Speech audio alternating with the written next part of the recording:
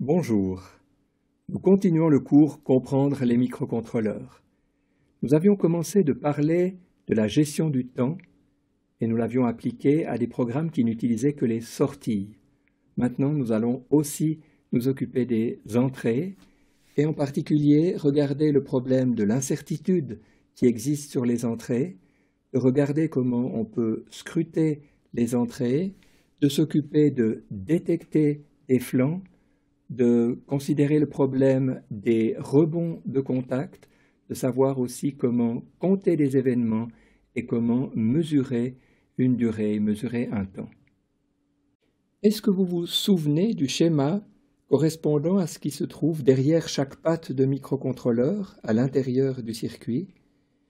Nous avions vu qu'il y avait fondamentalement une bascule associée à la sortie et un passeur associé à l'entrée. Lorsqu'une sortie est utilisée, ce passeur est utilisé, mais on voit bien qu'il y a fondamentalement quelque chose de différent entre les entrées et les sorties. Pour une entrée, on regarde à un court instant la valeur qui se trouve sur la patte. Par contre, pour une sortie, on écrit dans une bascule qui a la particularité de mémoriser cette valeur, et cette valeur ne va pas changer, donc une nouvelle valeur ne va pas être écrite. Donc la bascule offre une certitude sur la valeur de sortie. Par contre, le passeur d'entrée ne donne la valeur de l'entrée qu'à l'instant de la lecture et laisse une incertitude pour tout le reste des instants. Nous allons donc utiliser, pour lire les entrées, un mécanisme qui s'appelle la scrutation. Le terme anglais souvent utilisé est polling. D'après le dictionnaire, il s'agit d'un examen répété de l'état d'un ou de plusieurs éléments d'un système pour y détecter un changement éventuel. Donc on va lire et relire une entrée en espérant y trouver un événement qui va se produire, un changement en particulier. Évidemment, les contraintes de temps liées à cette scrutation sont très différentes selon la nature d'un problème. Ici, vous voyez un tourniquet qui est utilisé par exemple dans les métros pour compter les personnes qui passent un couloir donné par exemple.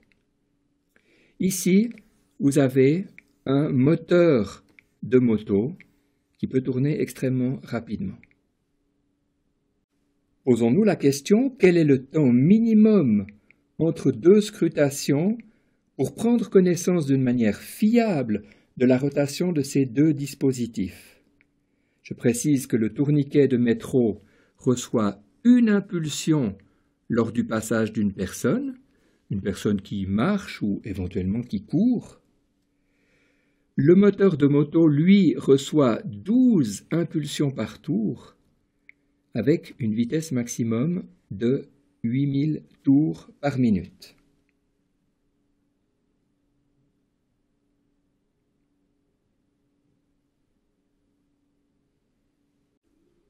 On va voir que cette réponse est acceptable, évidemment celle-là aussi, mais que seule celle-là est acceptable. Essayons de regarder pourquoi. Le piéton va prendre environ une seconde pour faire basculer le tourniquet, peut-être une demi-seconde. On imagine alors qu'une scrutation chaque centième de seconde serait largement suffisante. Par contre, le moteur tourne au maximum à 8000 tours par minute, soit un peu plus de 133 tours par seconde. Ceci correspond à une période minimale d'environ 7,5 millisecondes. Si on a 12 impulsions, le temps minimum entre deux changements, une demi-impulsion en quelque sorte, correspond donc à 312 microsecondes. Donc dans ce cas-là, une scrutation toutes les millisecondes serait largement insuffisante. On a déjà appris à lire une entrée. Donc apparemment, c'est très facile d'écrire un programme dont le cahier des charges serait « Il faut allumer la LED rouge lorsqu'on presse sur le bouton poussoir ». Voilà toutefois une erreur que les débutants feraient facilement. La boucle principale. Si on a pressé sur le bouton poussoir, alors on allume la LED. J'ai reproduit exactement le cahier des charges, tel que je l'ai lu. C'est effectivement faux. On comprend bien que ce programme allumerait une fois la lampe et ne l'éteindrait jamais. On aurait peut-être dû exprimer le cahier des charges en disant « on veut que la lampe rouge s'allume lorsqu'on presse sur le bouton poussoir » et qu'elle s'éteigne le reste du temps. Et alors le programme doit être complété par un « else ». Si on ne presse pas sur le bouton poussoir, alors il faut éteindre la lampe. Voilà une variante de ce programme qui utilise à l'intérieur de la boucle principale une deuxième boucle. On a donc une variante qui est bloquante, mais qui, pour ce problème-là, va résoudre le problème tout aussi bien. Le fait qu'une entrée soit active est une chose, le fait de détecter le moment où elle s'active, par exemple un flanc montant, en est une autre. Voilà un programme qui va permettre de détecter un flanc montant. Dans la boucle principale, nous allons d'abord attendre tant que l'entrée est à 0. Quand elle n'est plus à 0, elle est à 1. On va pouvoir exécuter l'action souhaitée. Et ensuite, il va falloir attendre le flanc descendant avec de nouveau une boucle, mais cette fois la condition inverse. De nouveau, le programme que nous venons d'écrire est bloquant, puisqu'il contient deux boucles while, et il existe une méthode qui permet de ne pas utiliser de while dans la boucle principale. Seul, ici, un if va être utilisé. L'astuce est la suivante. On va utiliser deux variables, une qui s'appelle valeur, qui va correspondre à la dernière valeur de l'entrée qui a été lue, et une qui correspond à ancienne valeur. Les étudiants ont souvent un petit peu de peine à comprendre. Alors, il faut commencer par l'initialiser avec la valeur, mais ensuite, elle prend à la fin de la boucle while, de la boucle principale, elle prend la valeur qui était dans la variable valeur, donc qui a été lue au début de la boucle. Ça signifie que pendant l'exécution de la partie du milieu de la boucle, on dispose à la fois de la dernière valeur lue et de l'avant-dernière valeur lue. Alors regardez maintenant ce diagramme des temps. On voit bien que on dispose dans valeur d'une sorte de copie de notre entrée avec un décalage lié au fait qu'on lit les valeurs successivement. Rappelez-vous ce qu'on a dit tout à l'heure, on ne sait pas ce qui se passe entre les lectures.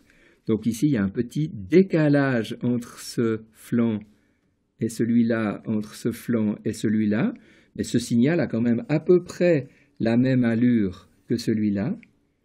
Et on voit que cette ancienne valeur, c'est exactement la même chose que valeur, mais décalée d'un coup de lecture du signal. Toujours ce décalage. Et ce qui est intéressant, c'est qu'en comparant la valeur avec l'ancienne valeur, il est possible, par exemple ici, de détecter les flancs montants avec la présence d'un 1 ici, d'un 0 là. Il serait bien entendu aussi possible de détecter un flanc descendant à cet endroit-là, ou encore détecter n'importe quel flanc en disant il faut que l'ancienne valeur soit différente de la valeur actuelle. Remarque bien ici que c'est différent, etc. De nouveau, cette technique de programmation est très intéressante parce qu'elle permet d'exécuter plusieurs tâches dans notre boucle principale. J'ai écrit ici en rouge ce qu'il fallait rajouter pour gérer une deuxième entrée. Évidemment, les deux variables, la lecture en début de boucle, la copie en fin de boucle, et finalement le traitement spécifique pour détecter le flanc sur la deuxième entrée. Le bouton poussoir est très souvent branché à une entrée d'un microcontrôleur. On pourrait donc penser que ce que nous venons de voir fonctionne avec un bouton poussoir. Eh bien, ça n'est pas le cas. En fait, dans un bouton poussoir, il y a des éléments métalliques qui bougent et on va avoir un effet de rebond de contact. Ce phénomène se produit d'ailleurs quand on presse sur le bouton, mais également quand on le lâche. Regardons un peu un diagramme des temps qui met en évidence ces rebonds de contact au moment où on presse et au moment où on relâche. Il existe une technique très simple qui permet de s'affranchir de ces rebonds de contact, c'est de ne lire la valeur d'entrée qu'à des intervalles suffisamment longs pour ne pas risquer d'inclure un rebond de contact.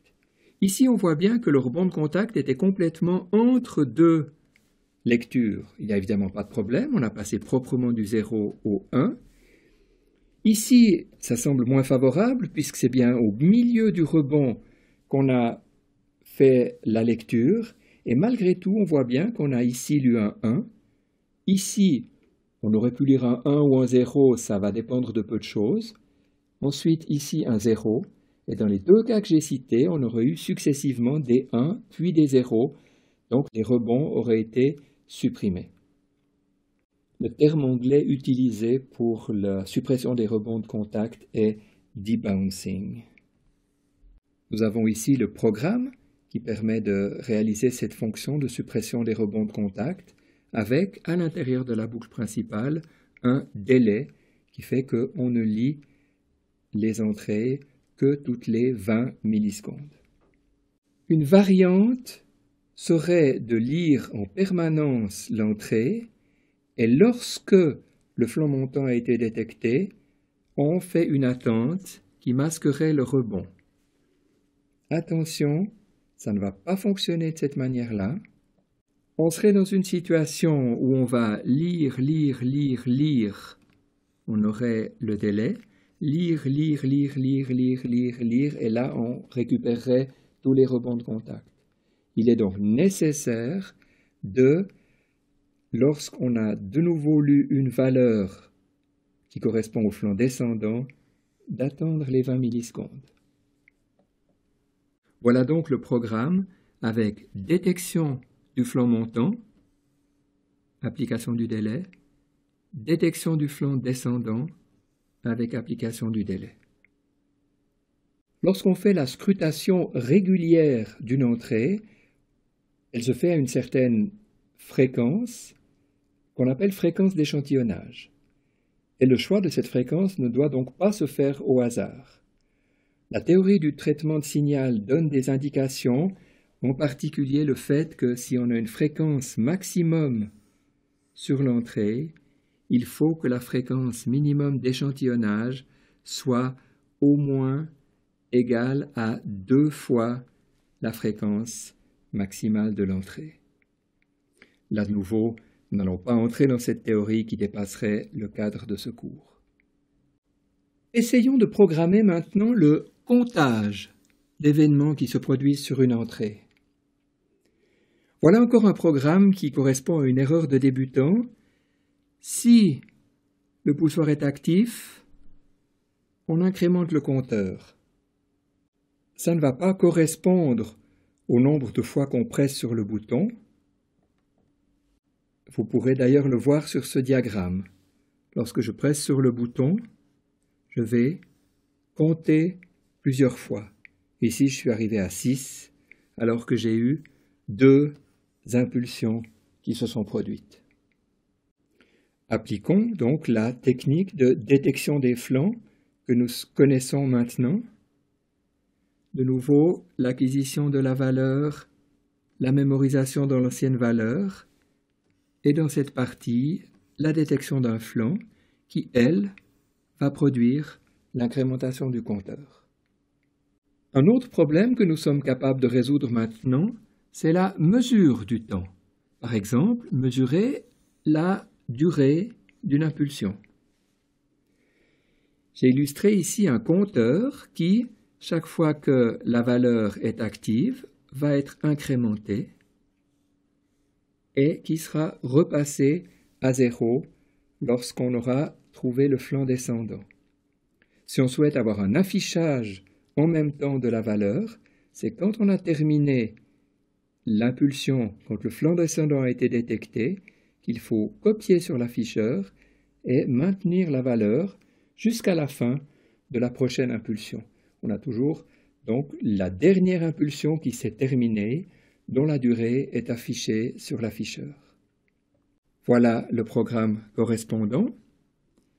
Je rappelle qu'on utilise une boucle à durée fixe.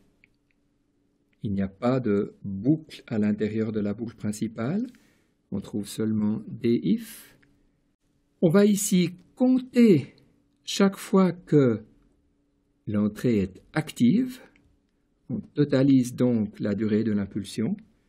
Par contre, au flanc descendant, on va mettre le compteur à 0 en vue du prochain comptage, mais auparavant, on va afficher la valeur qui va rester jusqu'à la fin de la prochaine impulsion.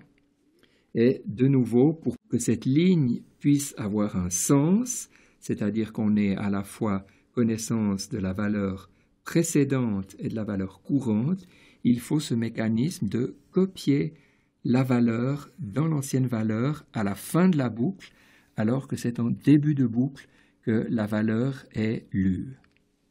Nous avons donc maintenant intégré les entrées à la gestion du temps. Nous avons étudié l'incertitude des entrées, nous avons regardé comment scruter les entrées, faire du polling, nous avons appris à détecter un flanc, à supprimer un rebond de contact, à compter des événements et à mesurer du temps. Dans la pratique, les applications que nous risquons de rencontrer seront certainement plus complexes. Nous pourrons en particulier réaliser des machines d'état dont nous avons appris tout au début de ce cours à les décrire avec des graphes d'état. Ce sera le sujet d'un prochain chapitre.